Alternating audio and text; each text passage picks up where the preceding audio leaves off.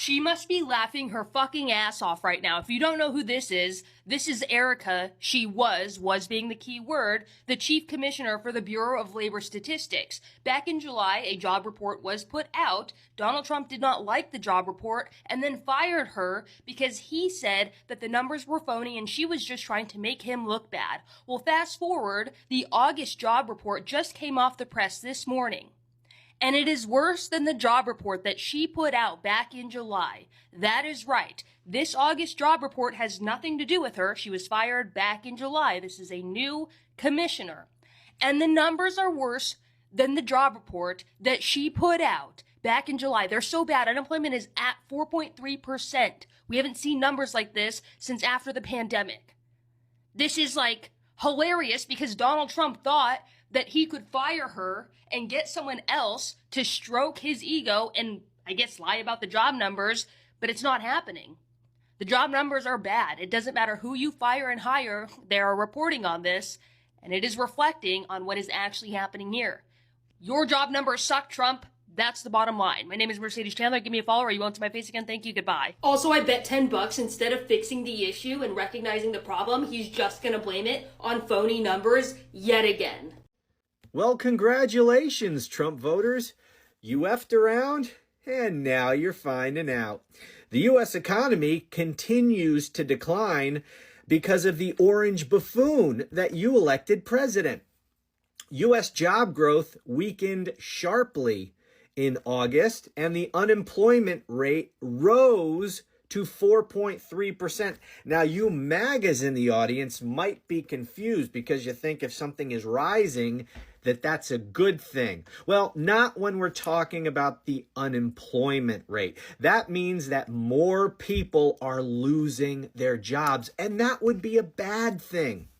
And that's all because of you maggots who thought that electing a 34-time convicted felon who had, 6 bankruptcies, you thought that was a good idea because you believed that TV is real life. See, you know The Apprentice where Donald Trump was presented as a business genius? That wasn't real, okay? Donald Trump is a fucking idiot. So here's the bombshell.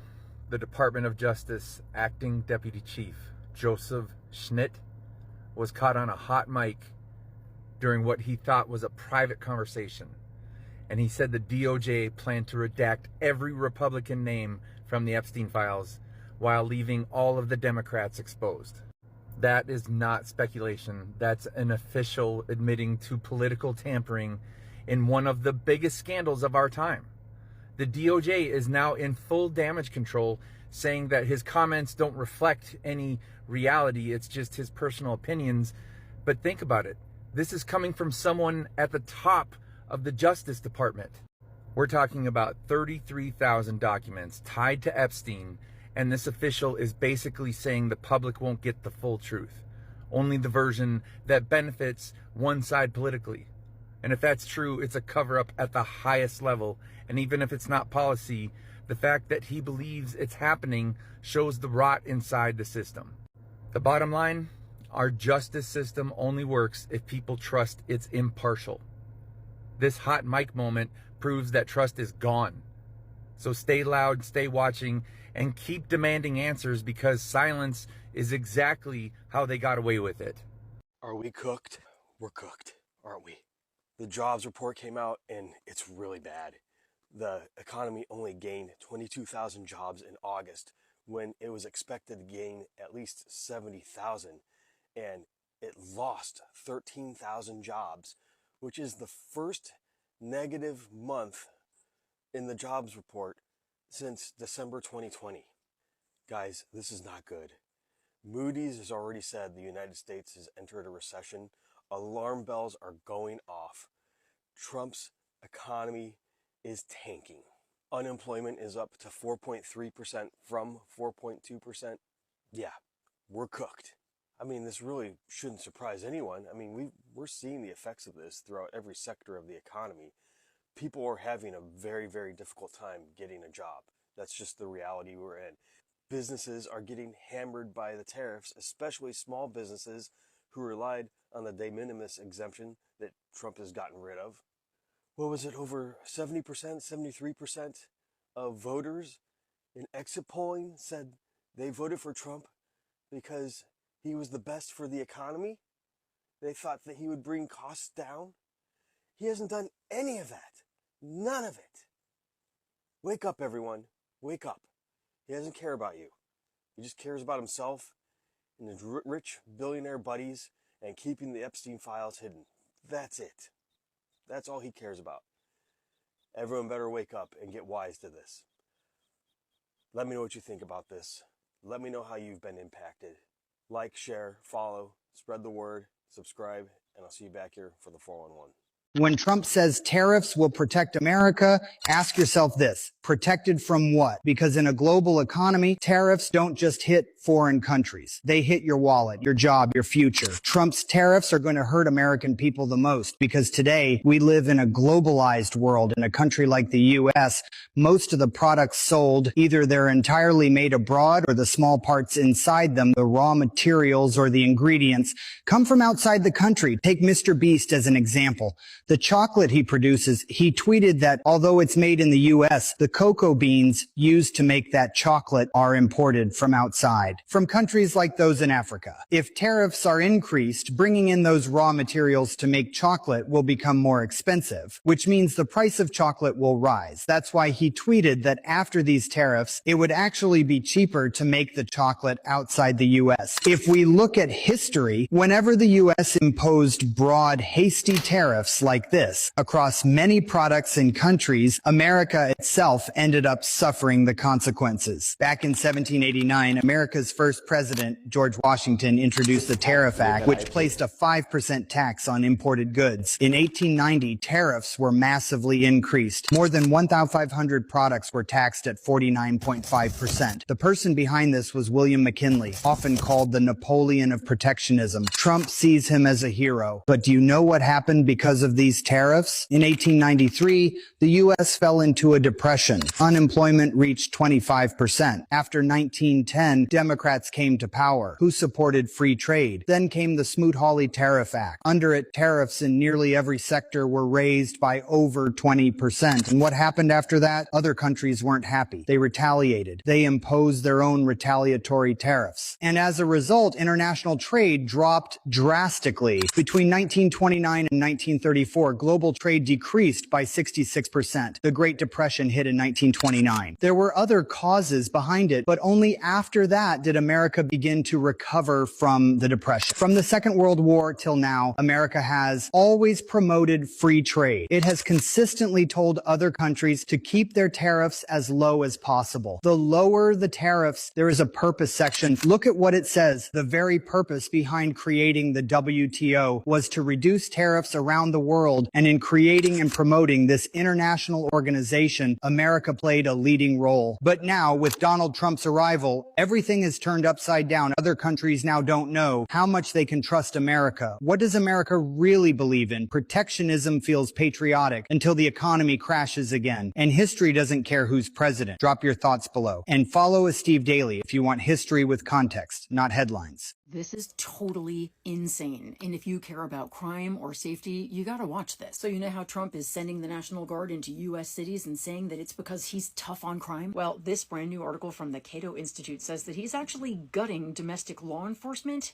In other words, making us less safe. Let me explain. So the Cato Institute, which is a libertarian think tank, came out with this article yesterday, which says that the Trump administration has diverted over 25,000 law enforcement officers to ICE to work on mass deportations. That means they're not doing the jobs they're supposed to be doing, and that's crazy. But then you read on, and it's worse, because information that they received right after they posted the article says that it's actually over 42,000 federal personnel diverted for Trump's mass deportation campaign. They have taken 1 in 5 FBI agents. These are people who investigate terrorism and child exploitation. Half of all DEA agents who are supposed to be stopping drug trafficking. 2/3 of ATF agents who handle gun crimes, or at least they used to. And nearly 90% of Homeland Security investigators diverted to ICE, not investigating Homeland Security. So while Trump is doing tough on crime theater in places like DC and maybe Chicago soon, he is literally pulling agents away from investigating child trafficking, terrorism, cybercrime,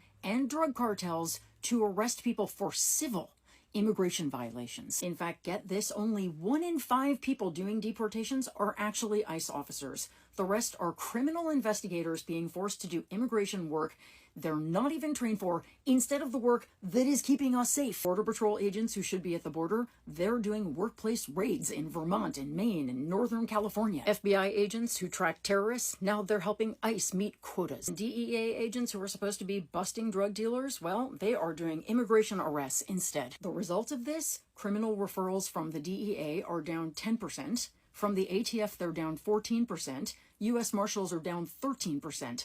Actual criminals are getting away while Trump obsesses over hitting his deportation numbers. And let's not forget that 65% of the people they're arresting don't even have criminal convictions. They're literally just trying to fill quotas. You guys, this is not border security. This is Trump dismantling our law enforcement to fuel his deportation obsession. Please share this so that everyone knows what's really happening with our public safety, because it is not safe.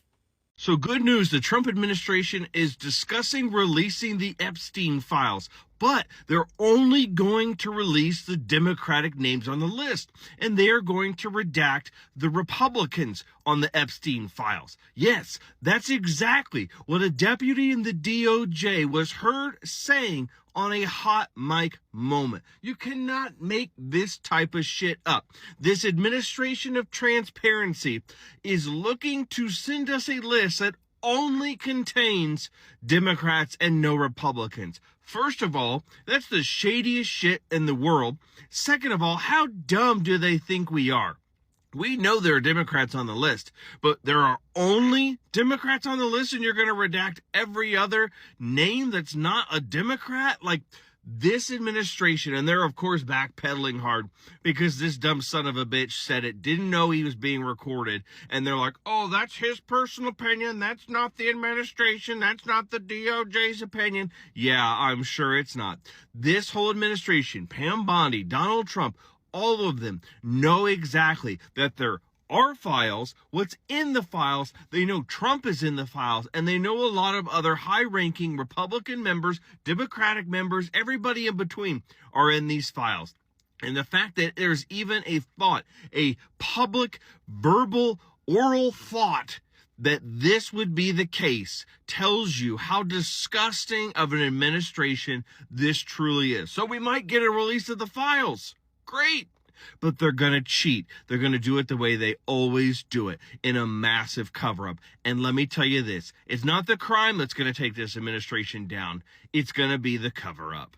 Hey, real quick, release the files. Release the Epstein files. Epstein files, release the Epstein files. Now that we have said that, and we're not losing sight of it, we also need to recognize that it's not just PDF files, if you will, who are soon to be protected by the United States federal government.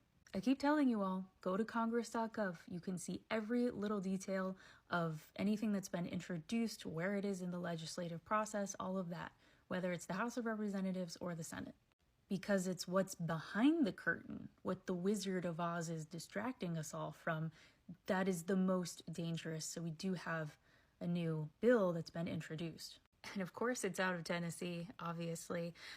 H.R. 5118 to amend Title 18, United States Code, to establish a criminal prohibition on the public release of the name of a federal law enforcement officer with the intent to obstruct a criminal investigation or immigration enforcement operation. So far, it was introduced to the House Committee on the Judiciary. So we're at very, very early stages here, but you can see it was introduced yesterday, 9/3/2025. Should this become law, what this means is that anyone who's a federal agent of any kind, including ICE, gets fully protected. They will pull this Title 18 right out of their back pocket every time there is an issue with an officer, a question about their behavior, a question about, brutality, things like that. In the most simple terms, if this were to become law, it would be the law version of all of these people out here with masks all over their faces, which, by the way, they couldn't wear during COVID. Now they have to wear them. So weird. And also no identification. It's a free-for-all. So just know that that exists. Okay, bye. With strangely yellow hands and an orange face, Donald Trump was not happy to be asked again about the Epstein files. Trump resorting to, it's a Democrat hoax. It's irrelevant. Stop talking about it. Take a listen. There have been survivors of Jeffrey Epstein speaking at a press conference on Capitol Hill. They're calling for these case files, these documents to be released. And Thomas Massey, who was sponsoring a discharge position to get the House to vote on releasing those documents, says he doesn't believe you're implicated in these files, but many of your friends and donors may be, and he says that's why the Justice Department is redacting them and slow-walking the release. Is the Justice Department protecting any friends or donors, sir? So this is a Democrat hoax that never ends.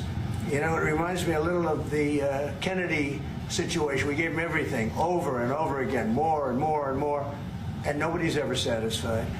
From what I understand, I could check, but from what I understand, thousands of pages of documents have been given.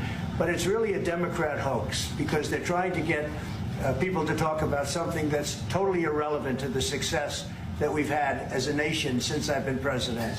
Trump says it's a hoax in that if you talk about Epstein, you aren't talking about my success as president.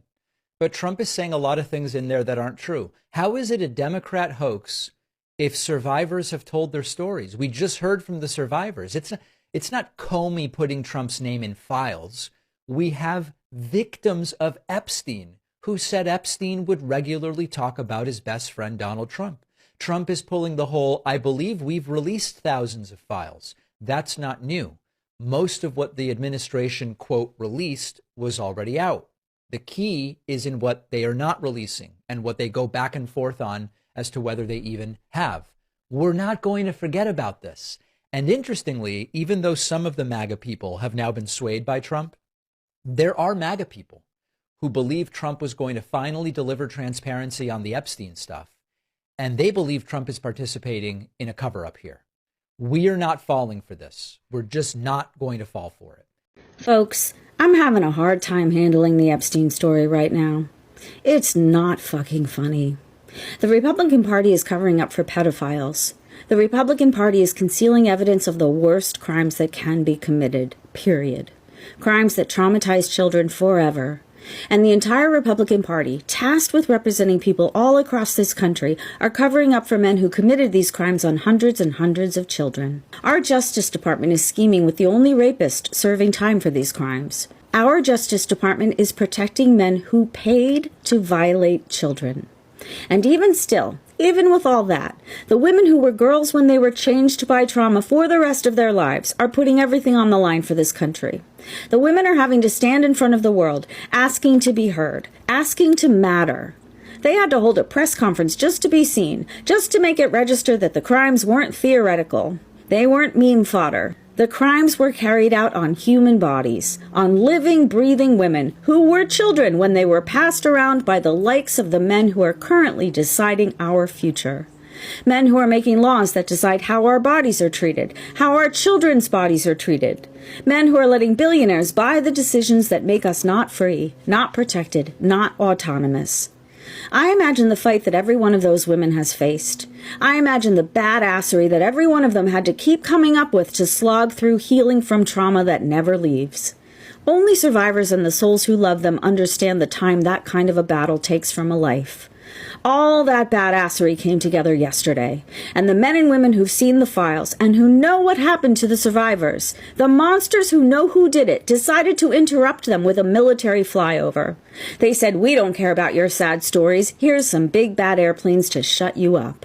And the BFF of the biggest child molester that ever was sat in his gold laminated lair with his puffy smug mug and his diseased heart and his catheter and cankles, forever man-spreading as he sat there, and he scolded his cult for not dropping the scent, for not being quite as stupid as he thought, not quite as easy to con. And when these women go back to their lives, back to summoning their badassery whenever the trauma rears up, these women will deal with the worst of trolls. The kind of men who believe if they slay the princess, the queen, and the female children, the king will love them.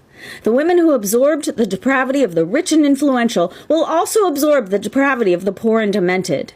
That is how we treat women who are asking to matter. This should probably be We Told You So. Episode, 147 now? So in his latest attempt to distract away from Epstein and try to change the news cycle, Trump announced yesterday that today he's going to sign an executive order to change the Department of Defense to the Department of War, which it hasn't been since the 1940s. Because it sounds tougher. Because he's a fucking child. Now this would need approval from Congress anyway, but the Republicans are not likely to challenge it. But he's trying to do everything he can to distract away from Epstein, because Thomas Massie and Ro Khanna brought that discharge petition, which a lot of Republicans said they would sign to release the Epstein files, and then once Trump issued a statement threatening them, saying it would be a hostile act toward the administration if they signed it, a lot of them backed off. But now, as of today on Friday morning, they only need 2 more people to sign it. And as many people have mentioned, we have a lot of special elections coming up, and 2 of them at the end of this month, Democrats are expected to pick up. Which means they may end up putting a pause on the whole thing until later this month, and then they get those extra 2 Democrats, and then they get that petition signed. So Trump and his sycophants are doing everything they can to try to pressure people into not signing it. Meanwhile, we're now at the part where his sycophants and the conspiracy theorists are now questioning Jeffrey Epstein's victims. How fucking disgusting have we gotten as a country where people, in their fealty to this fat orange loser, want to now question people who have had decades of trauma after being trafficked? I've even got idiots in my comments calling it a hoax. Because of course, anytime Donald Trump does anything illegal, it's magically a hoax, even though there's evidence and witnesses and testimony. But you know, Joe Biden being Jim Carrey in a mask, that's totally believable. I cannot stand the fact that people are now believing shit just entirely based on their opinion or because Trump said something, and yet anything with evidence in their face they want to fucking ignore. I would say it's like talking to a brick wall, but brick walls are smarter! But really, at the end of the day, this entire thing is not necessarily about releasing the Epstein files. Even if they get that discharge petition signed and the House is forced to vote on it and more people vote to release those files, it still would have to go to the Senate. And even if it passed the Senate, Trump would have to sign it, which he said he would veto if it ever came across his desk. And John Thune in the Senate said that if it got there, they have no intention of voting on it. Which means that this thing would be dead outside of the House, even if it passed. The whole point is to force all of the Republicans in the House to go on record saying whether or not they want those files released. Because then it can be used against them. Which I wholeheartedly agree with. Because if you're saying that you do not want to vote to have the information from a known criminal trafficker released to the public, then you have something to hide. Much like as I said before, the only reason the White House would release a statement saying that it is a hostile act for you to vote to have that information released, it's because you know that a criminal participant is occupying the White House. Meanwhile, as all this is going on, we still forget that Bat Boy is really the one in charge. This is what you get if a Q-tip could read Mein Kampf. He's a gangrenous thumb that somebody forgot to cut off. He's what happens when a racist appendix bursts. It's like a gallstone can wear a white hood. It's like a parallel universe where Mr. Clean joined the Hitler Youth. A guy who recently went on Fox News and claimed that Democrats were an extremist organization. Because just like Goebbels, he's much more dangerous than his boss. He's a fucking parasite. A hemorrhoid on the anus of the planet. Yarp. And needless to say, I don't like him. Americans are waking up this morning to complete economic turmoil in Washington, D.C., as new job numbers released this morning show an economy in decline, an economy that is in a major slowdown period.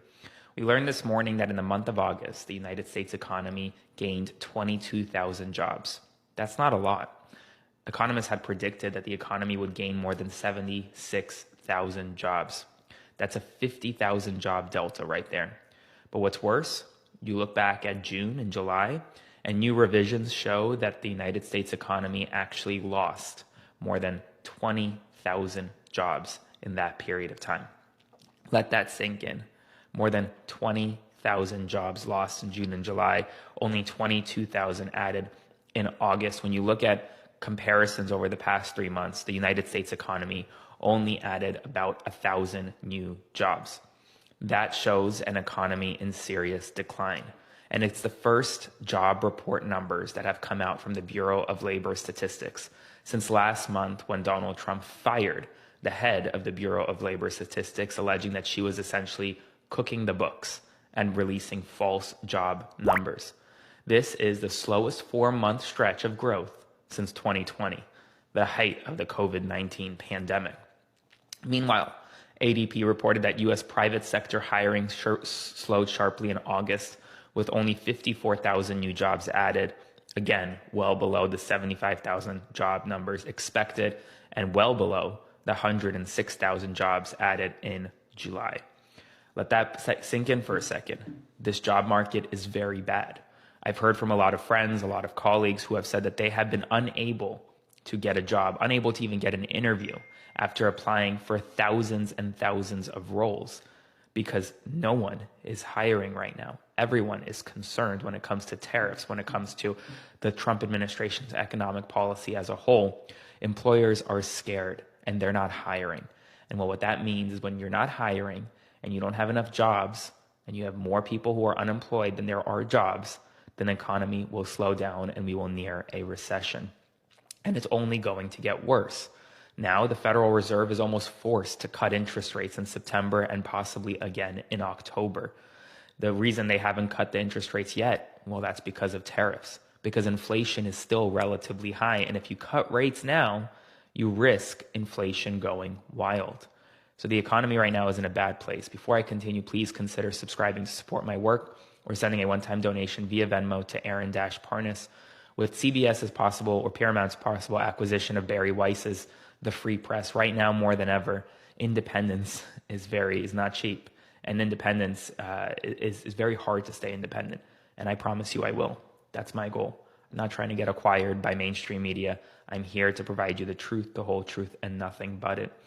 Howard Lutnick, who's the Commerce Secretary this morning, expressed optimism about the outlook of America's economy, saying that the job numbers will get better because you'll take out the people who are just trying to create noise against the president and predicting that this is going to be the greatest growth economy 6 months from now, a year from today. Here's the thing, folks. Right now, Americans are feeling it. It's very hard for Americans to set aside money to buy Christmas gifts, to buy more items that aren't necessities, essentially. And when that happens, businesses start to go out of business because many of these goods that you typically would want to buy, well, they're not being bought anymore because Americans are hoarding their money more. There are so many secondary and tertiary effects from today's job numbers. All in all, it's bad news. It's bad news. Meanwhile, Donald Trump today is set to sign an executive order rebranding the Pentagon as the Department of War, designated it a secondary title to bypass Congress while directing agencies to use the new name.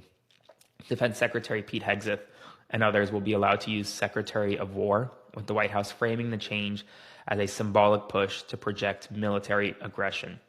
This is coming from the pro-peace president, in his own words. Remember, Donald Trump likes to say that he has solved anywhere from 6 to 7 to 10 wars, depending on the day. He ran on a pro-peace mindset, and now he is renaming the Department of Defense to the Department of War. Health Secretary RFK Jr. has suggested that Biden-era rules expanding access to abortion pills like mifepristone could be rolled back, claiming without evidence that the previous administration, quote, twisted the data to hide safety risks, despite decades of research showing that the drugs are safe and effective. Mifepristone accounted for nearly 2/3 of all abortions in the year of 2023. And now it looks like the Secretary of Health and Human Services may seek to roll it back. An appellate court has allowed the controversial Alligator Alcatraz Immigration Detention Center in Florida's Everglades to remain open, putting on hold a federal judge's order to shut it down over the abuses due to due process violations and environmental harm. The $250 million facility, which was built by Governor Ron DeSantis to aid Donald Trump's deportation push, has been condemned for harsh conditions, but has been praised by the Trump White House. And although it's scheduled to stay open now for a little longer, the DeSantis administration is still working to remove detainees actually from the facility to another ICE facility in Florida, because ultimately the Alligator Alcatraz facility is going to close. Trump's deployment of 2,000 National Guard troops and 700 Marines to Los Angeles cost taxpayers nearly $120 million, according to Governor Gavin Newsom, who condemned it as waste, fraud, and abuse. Boston is now bracing for a possible federal immigration enforcement surge after reports that the administration is preparing an immigration enforcement blitz, intensifying tensions between Donald Trump and Boston Mayor Michelle Wu, who has strongly defended the city's sanctuary policies. Trump advisor Steve Witkoff has discussed offering New York City Mayor Eric Adams the ambassadorship to Saudi Arabia in hopes of persuading him to drop his re-election bid, potentially clearing the way for Andrew Cuomo's candidacy. The White House wants to stop Zohran Mamdani and is working essentially with Adams and now Cuomo to possibly block Mamdani's victory. But I will tell you this, even if Adams drops and it's a head-to-head between Cuomo and Mamdani, I predict a Mamdani victory nonetheless. Tesla's board has proposed a new pay package that can make Elon Musk the world's first trillionaire. Donald Trump last night hosted executives at the White House to highlight artificial intelligence research. A notable absent, though, Elon Musk was not there. Trump has grown more pessimistic about the prospect of ending the Russia-Ukraine war in recent days, as earlier peace efforts have stalled once again. Meanwhile, Vladimir Putin warned that any Western troops sent to Ukraine would be treated as, quote, legitimate targets for destruction. An Israeli strike in the Al-Maswi region in Gaza, which is an area designated as a humanitarian safe zone, killed at least 13 people, including 7 children, as they collected water. A new ultrasound helmet developed by researchers at Oxford and UCL can non-invasively target tiny brain regions with unprecedented precision, offering a potentially alternative to deep brain stimulation for Parkinson's disease. So big medical research news. That's the news right now. If you want to support my work, make sure to subscribe today, and I'll see you this evening.